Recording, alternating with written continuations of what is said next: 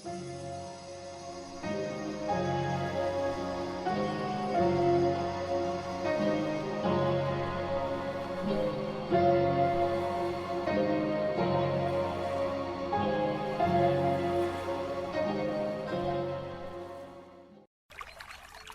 باللہ من الشیطان الرجیم رب اشرح لی صدری ویسر لی امری واحلل عقدۃ من لسانی یفقہوا قولی۔ ڈارون کے نظریہ ارتقاء کا چوتھا مقام، اور وہ یہ ہے کہ مختلف انواع و اقسام کا ظہور خارجی اور مقامی حال و احوال کے متفقہ زور اثر سے ہوئی۔ جو قسمیں احوال طبیعت کی خارجی مزاحمت کے بالمقابل پوری نہ اتر سکیں مٹتی چلی گئیں، اور جنہوں نے اس کشمکش میں پورا حصہ لے کر اپنے آپ کو مستعد ثابت کیا، وہ عروج کرتی گئیں۔ عالم حیات کا سب کون و فساد اسی عالم آرا اصول کے ماتحت ہو رہا ہے۔ حفظ نفس اس مزاحمت کا محرک اول ہے۔ تو گویا جس نباتی و حیوانی نوع کا استخلاف زمین کے کسی حصے پر قائم ہے وہ صالح ہے، اور جس کا تمکن فی الارض مٹتا چلا جا رہا ہے وہ غیر صالح ہے۔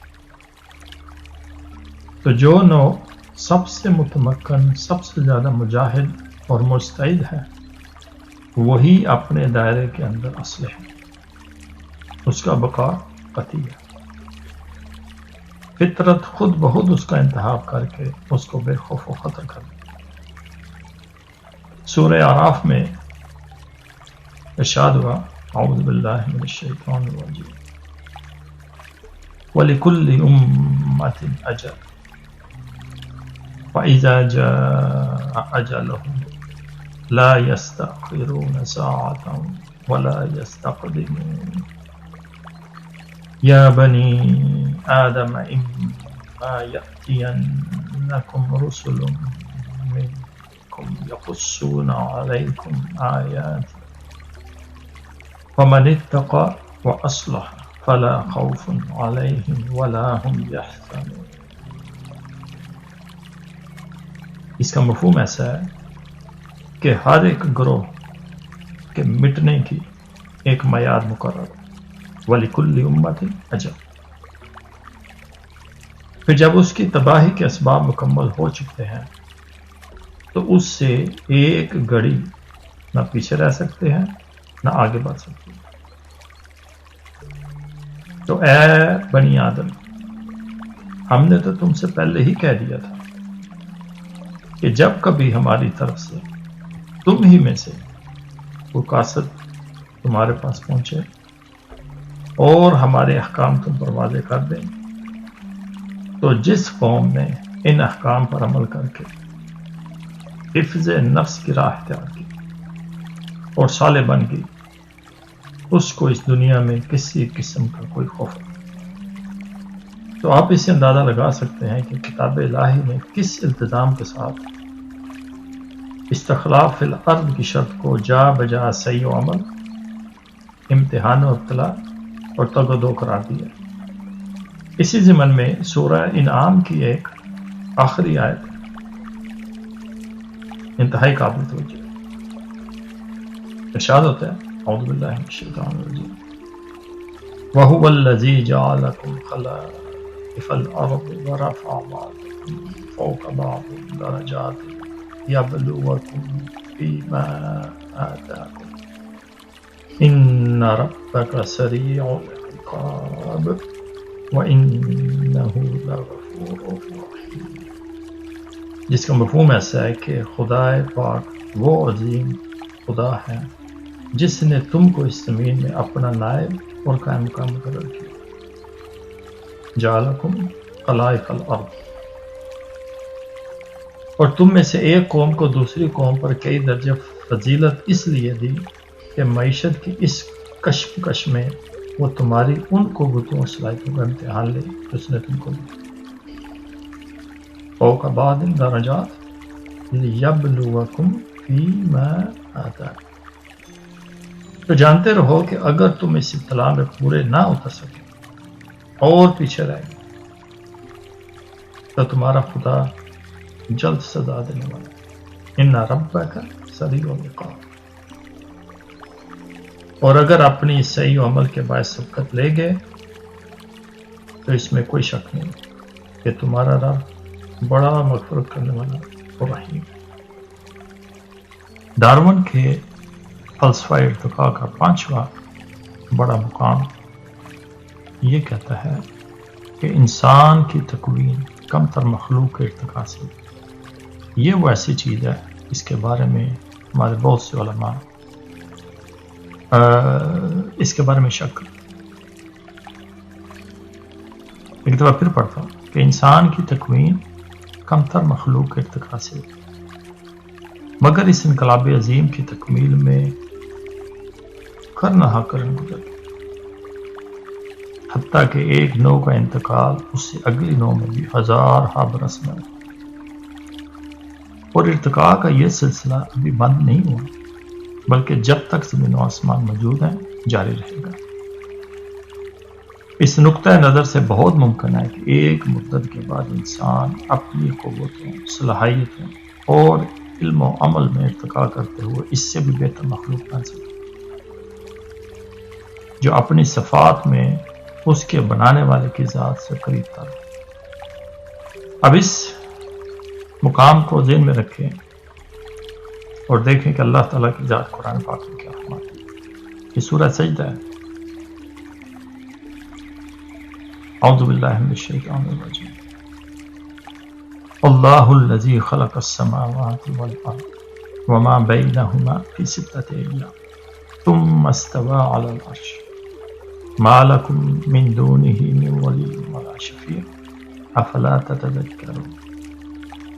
يدبر الأمر من السماء إلى الأرض ثم يعرج إليه في يوم كان مقداره 1000 سنة مما تعدون ذلك عالم الغيب والشهادة العزيز الرحيم الذي أحسن كل شيء خلقه وبدأ خلق الإنسان من طين ثم جعل نسله من سلالة من ماء مهين ثم سواه ونفخ فيه من روحه وجعل لكم السمع والأبصار والأفئدة قليلا ما تشكرون. اس کا مفہوم ایسا ہے کہ اللہ تعالیٰ کی ذات فرماتی ہے کہ خدا پاک وہ عظیم خدا ہے جس نے آسمانوں اور زمین کے اس حیرت انگیز کارخانے کو 6 بڑے اور طویل المیعاد دنوں میں پیدا کیا اور اس کے بعد عرش پر یعنی اپنے تخت سلطنت کے اوپر بیٹھا. وہ خدا جس کے سوا نہ کوئی تمہارا کارساز ہے نہ سفارشی اور اسی کی حکومت ہر جگہ چل رہی ہے.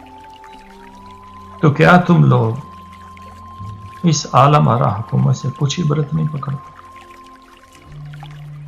افلا تتذکرون. وہ خدا تو ایسا عظیم خدا ہے کہ ایک عالم آرا قانون کی تجویز آسمان سے لے کر زمین تک کر دیتا ہے. پھر وہ معاملہ ایک عظیم مدت میں جس کی مقدار انسانی شمار کے لحاظ سے 1000 برس یا اس سے بھی زیادہ ہو اس کی مشیت کی طرف رجوع کرتا ہے اور اپنے اٹل زور اثر سے کمال کو پہنچ جاتا ہے. یہ ہے وہ ہزاروں برس کے بعد کے حالات کا علم رکھنے والا اور آج کے حال و احوال کا صحیح پرکھنے والا غالب درگزر کرنے والا خدا جس کے رحمت حمل اور کمال علم و علم پر یہ کارگاہ اکبر چل رہا ہے. اس کے بعد اللہ تعالیٰ کی ذات فرماتی ہے، اور یہ غور کرنے والی چیز ہے کہ وہ ایسا بہترین خالق ہے کہ جس نے ہر پیدا شے کو بہتر سے بہتر کر دیا. الذی احسن کل شیء خلقہ. اور انسان جیسی اشرف الخلق مخلوق کی ابتدا مٹی جیسی حقیر کم تر شے سے کی، پھر رفتہ رفتہ اس کو ہزاروں برس کی تدبیر اور امر کے بعد ایک مادہ تناسل سے جو ایک حقیر پانی کا نچوڑ ہے جاری رکھا،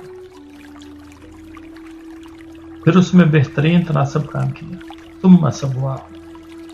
اور پھر اس احسن الخلق شے میں اس خدائے عظیم نے اپنی ناپیدا مثال صفات اور اوصاف کا ایک ایک شمع ڈالا. ونفخ فیہ من روحہ.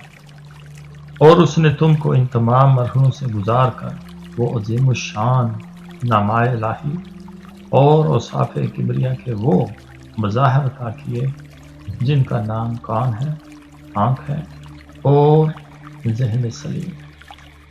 افسوس کہ تم ان حیرت انگیز نعمتوں کی بہت ہی کم کرتے.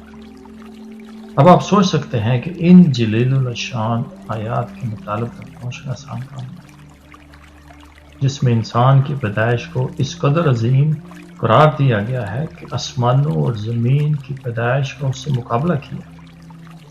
فرمایا اعوذ باللہ من الشیطان الرجیم خلق السماوات والارض اکبر من خلق الانسان ولکن اکثر الناس لا یعلمون.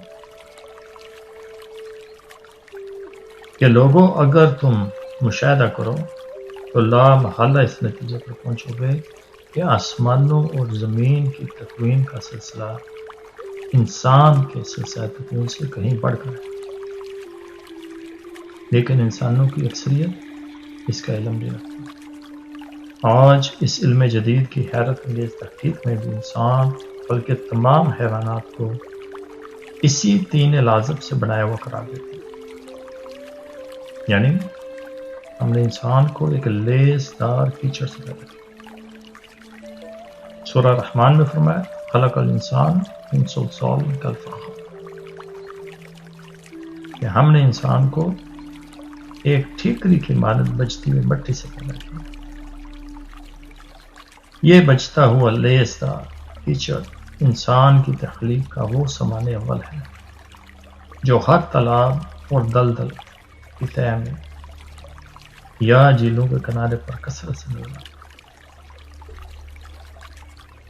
یہ سب وجود اس قدر دقیق ہیں، ان کی کل کائنات صرف ایک خلیہ یا حجرہ ہے جس کے اندر حیات کا عالم آرامتی محفوظ بیٹھا ہے. یورپ کے طبی فلسفی کا دعویٰ ہے کہ کل ذی حیات اسی نفس واحد کے اجتماع اور استعمار سے اور کرنہا کرن میں اپنی ارتقائی استعداد کے باعث ایک مکان سے دوسرے مکان اور ایک جائے قرار سے دوسری جائے قرار منتقل ہو کر اس مقام پر پہنچے جس کا نتیجہ اشرف الخلق انسان ہے. سورہ انعام میں ارشاد ہوتا ہے اعوذ باللہ من الشیطان الرجیم وَهُوَ الَّذِي أَنشَأَكُم مِّن نَّفْسٍ وَاحِدَةٍ فَمُسْتَقَرٌّ وَمُسْتَوْدَعٌ قَدْ فَصَّلْنَا الْآيَاتِ لِقَوْمٍ يَفْقَهُونَ.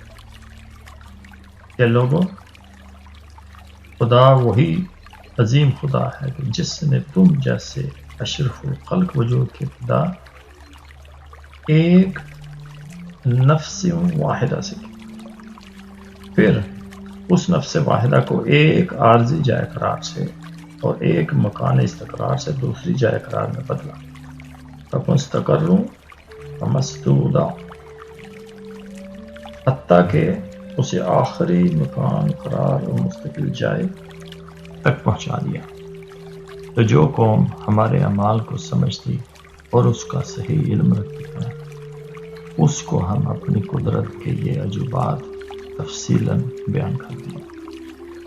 آگے اس کا چھٹا مقام کہتا ہے کہ نفس واحدہ کے اجتماع اور استعمار سے مختلف نوعیں پیدا ہوئی، لیکن ہر نوع نہ صرف پہلی نوع اجتماع سے بہتر اور صالح ہوئی، بلکہ ہر ایک صورت اجتماع میں بھی اس کے اپنے دائرے کے اندر اصلاح اور ارتقاء کی تجویز قائم ہے، حتیٰ کہ وہ صنف بذات خود اوج کمال کو پہنچ گئی۔ گویا ارتقاء ایک شجر کی مانند ہے جس کی متعدد شاخیں ہیں، اگرچہ اصل ایک ہی ہے، جڑ ایک ہے۔ مختلف شاخیں اپنے اپنے خطوں پر پھولتی گئیں، ان پر مختلف پھول لگے جو عشق کی صالح ترین انواع ہیں۔ بعض شاخیں اور پتے جڑ گئے جو غیر صالح انواع کی مصداق ہیں، اور اس تنے کی بلند ترین شاخ انسان ہے۔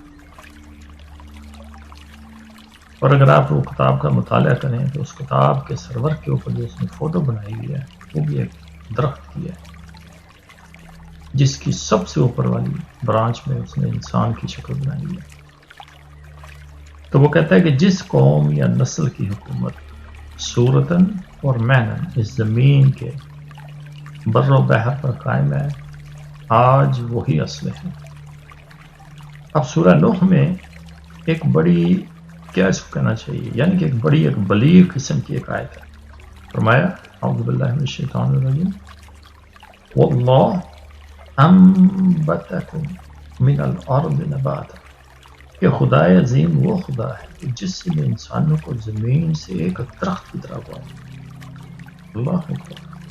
اور اسی سورہ میں ایک اور مقام پر فرمایا کہ ما لکم لا ترجون للہ وقارا وقد خلقکم اطوارا، کہ لوگوں تمہیں کیا ہو گیا ہے کہ تم اس خدائے عظیم سے عزت اور وقار کی آس نہیں لگاتے،